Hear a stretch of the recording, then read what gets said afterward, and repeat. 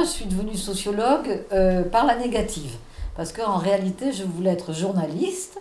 Je voulais faire l'école de journalisme de Lille. Mais c'était une école privée, j'avais pas d'argent. Et du coup, j'ai décidé de faire sociologue pour devenir journaliste. Puis finalement, je suis restée sociologue. Je suis devenu sociologue après avoir tâté un peu de la littérature et de la philo en propédeutique. C'était le début des études supérieures en lettres à l'époque. Mais je me suis tourné vers la sociologie parce que j'avais envie de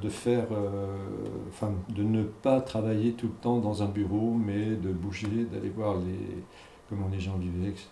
La sociologie m'a plu très, très vite, parce que je me suis rendu compte que c'était un moyen d'explorer un peu ce que je vivais, c'est-à-dire le fait de travailler en faisant mes études, d'avoir eu une jeunesse un peu modeste, très modeste, et de connaître en même temps, par l'école, des enfants qui vivaient tout à fait autrement. Donc cette différence-là, je sentais bien que la sociologie pouvait me permettre de la comprendre. Moi, je me suis régalée pendant mes études de sociologie et du coup, j'ai continué parce que la sociologie approfondie, c'est plus approfondi, disons, que le journalisme.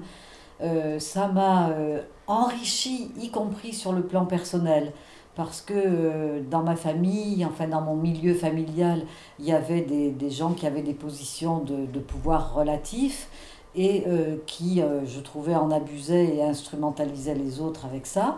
Et du coup, la sociologie a mis des mots que je n'arrivais pas à trouver toute seule, m'a fait comprendre que c'était des situations qui étaient en réalité des constructions sociales et que ce que je vivais, ce que j'avais eu à vivre, était partagé par beaucoup d'autres êtres humains.